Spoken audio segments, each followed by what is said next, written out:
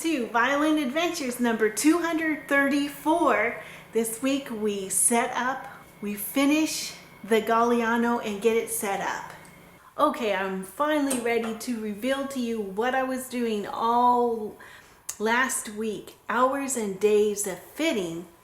So I have the scroll, and this is like a shoe, and I've been fitting the shoe onto this part of the old scroll so that we have a nice new peg box. So right now the glue is warming up. I've got the scroll protected so I don't nick it or something while I was fitting it. But next thing I'm going to do now is glue this up. I made a completely new batch of glue so that we would have good strong glue, and I'm warming that up. And as soon as that's ready, then we can clamp this down. Okay, here's our hide glue. Let's test it. See if it's ready.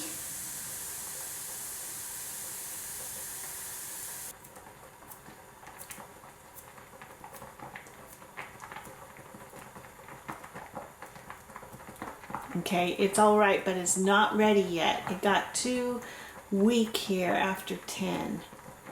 So I'm going to let that cook probably for another hour.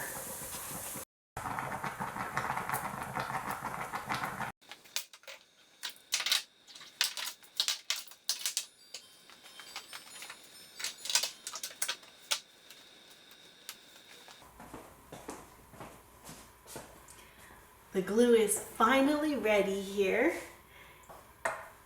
We're going to fit this shoe onto this stub here, and we'll see how it goes.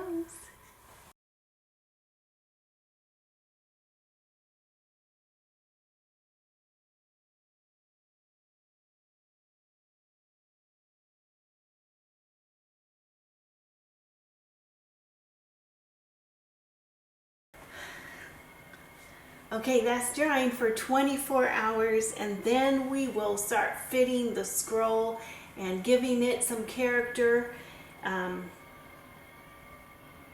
just blending the whole thing together.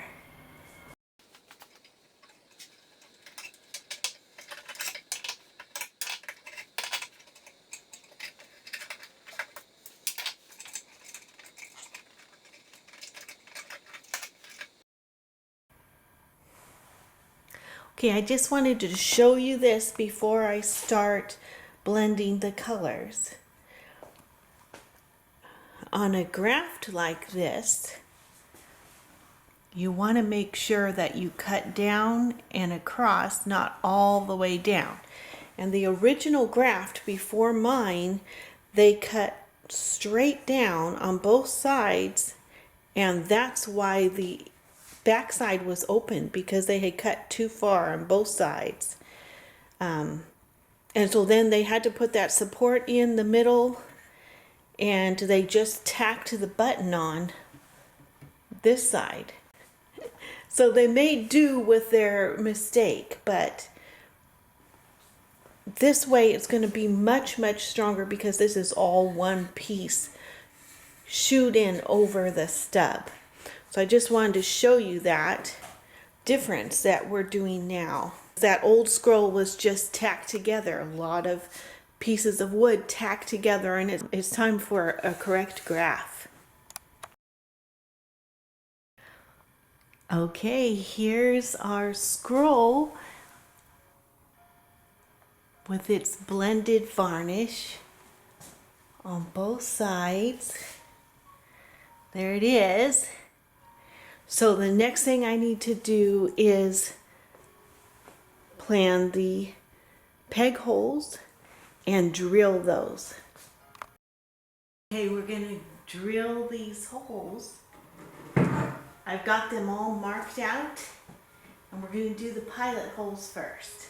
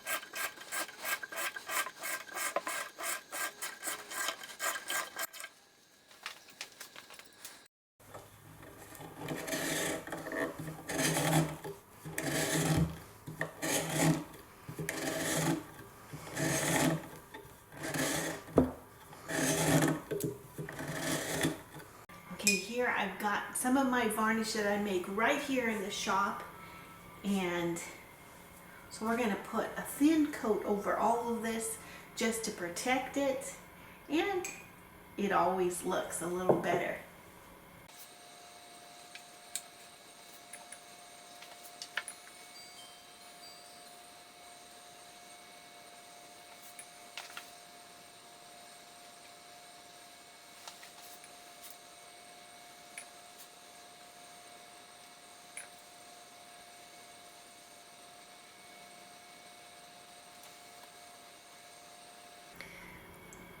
We're cutting a new soundpost because old soundposts eventually lose their life, lose their vitality.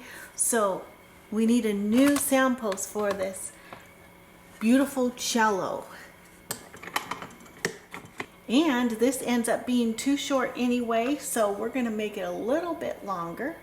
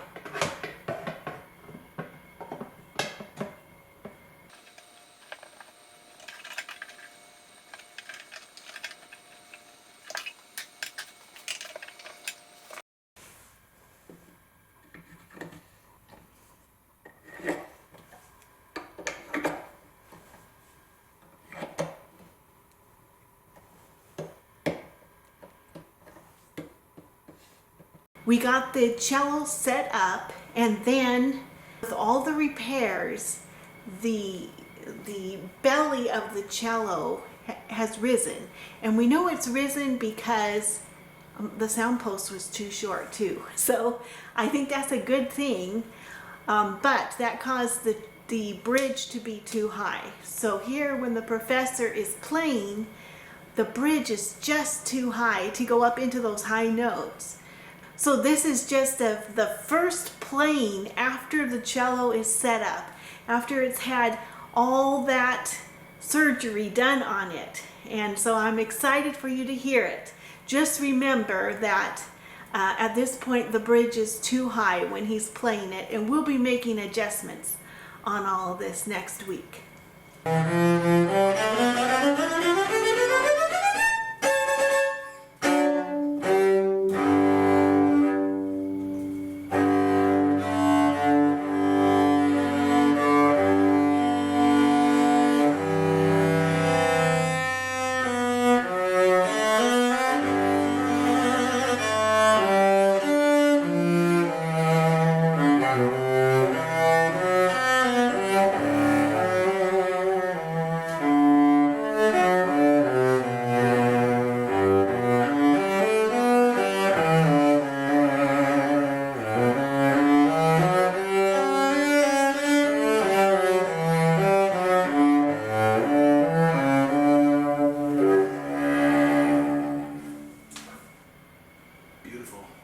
It's beautiful. It sounds really beautiful. Wow.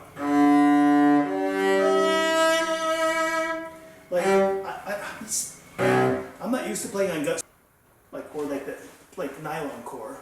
It would sound better with like the tungsten strings, you know.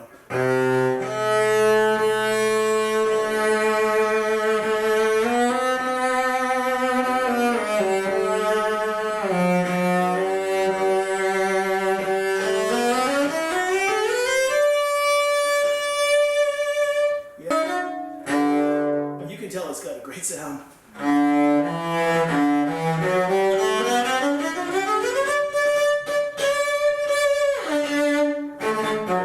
It's just, you want your cello just to ring.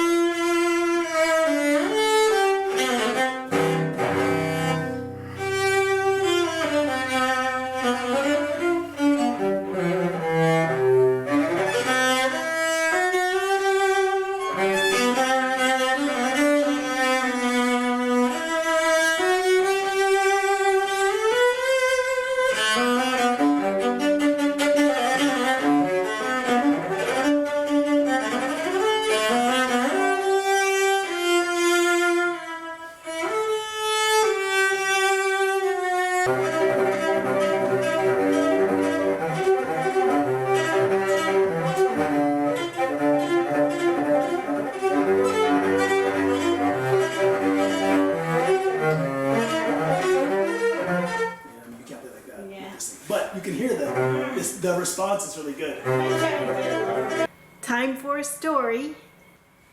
All right, we're continuing our reading about Paganini. We're almost near the end, and we're reading out of Violins and Violinists by Franz Varga. We're on page 174. He was often reproached for being mean, and his nickname was Paganiente. It is true that he insisted on very high admission prices for his concerts, but he gave his listeners a unique pleasure in return. He was quite aware of his artistic value, as also were the great singers of his time, who also demanded enormous fees. It is quite true that Paganini, like most Italians, was very economical, especially as he was in constant fear that bad health might soon prevent him from giving any more concerts. It must not be forgotten that he was in his middle 40s before he achieved fame outside of his native country, and that his nervous fits and the first symptoms of his throat affliction kept him from the concert platform for months on end. It is only natural that Paganini's rivals, even great artists among them, criticized him severely. This was the only way they could get their own back on a man who stood head and shoulders above them. They called him a charlatan. It is known that Spohr, too, made derogatory remarks about him, although he revised his opinion later on. Spohr was just as unfair in his judgment of other great violinists. There was no essential difference in the playing of most of the great violinists of that period, Rodet, Kreutzer, Viotti, Bellot, and Spohr. They were all masters of their art, but they remained inside the realm of violin technique as marked out by Corelli and Tartini, although they widened the scope of emotional expression, melody, and versatility of bow technique. Yet, if any one of these virtuosi had played hidden from the audience behind a screen, it would have been difficult to distinguish which of them was playing. There could never have been any doubt about Paganini. Hearing him for the first time, even the laymen felt felt that this was a unique phenomenon, that this man was penetrating into new, undreamt of regions in violin technique. No one else has ever reached, let alone surpassed, his mastery of harmonic notes. His truly great and noble tone, which made such a deep impression on men like Schubert, Liszt, and Schumann, must have been proof enough that he was no charlatan. Besides, his intonation was perfect and his notes were immaculately pure, which is not always the case even with great violinists. His effect on the public, of course, was mainly due to his tricks, which had never before been experienced and are unlikely ever to be repeated.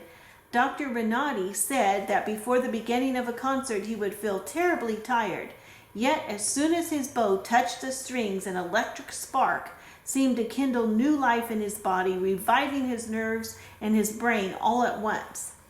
As long as he kept on playing, he appeared to live only through his instrument. The violin became his soul. This, perhaps, was the secret of Paganini's art. There was, of course, a constant quest for his violin secrets. When people asked him about his system of practice, he replied with a touch of malicious pleasure, "Every man has his secrets." He had been practicing a very great deal in his youth, and he had invented his own particular technique for playing harmonics. It has been mentioned that his physical peculiarities facilitated these exercises, which would have caused a nervous breakdown in any other violinist.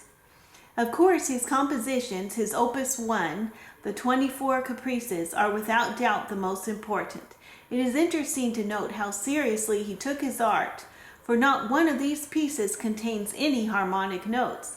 Instead, they contain everything a violinist needs to reach the summit of his art, and despite their innumerable difficulties, they are written in a most charming style. And then the next chapter is Ludwig Spohr and the Viennese School. Freddie wants to chat. Hi, I'm Freddie, and I got 2 things to show you this time. The first one is from Mr. Brandon Fisk, and he sent us a video because he just finished baking his own violin with double purfling, and then he varnished it himself, and here it is. Hey Cheryl, it's Brandon here. Just wanted to show you this last violin that I finished working on as promised in our last email. Here's that one that's finished working on and got it varnished up here. Kind of has a neat little antique look to it. It's the one with that double purfling. Anyways, just wanted to say thank you for making those wonderful videos. No way I could have possibly made this without having that assistance there and some of the other side help you've been able to give me. I'll give you a little taste of what it sounds like here.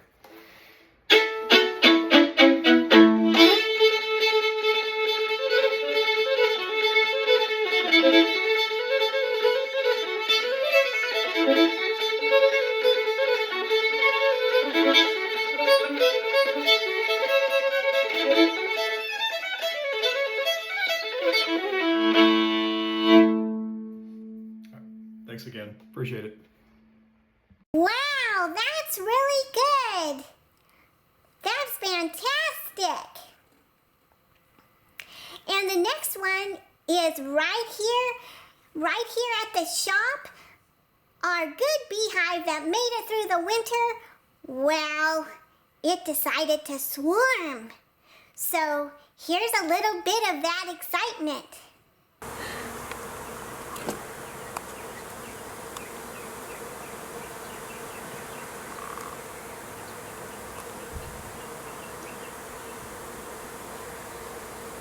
She'll want to see him.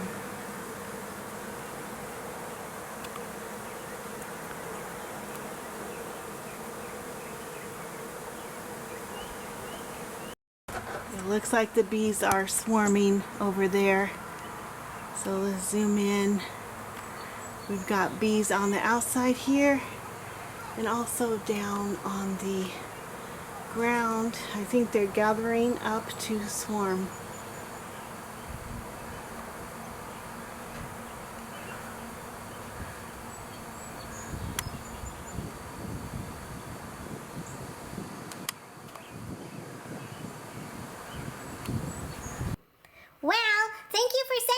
videos, and I'll see you next time.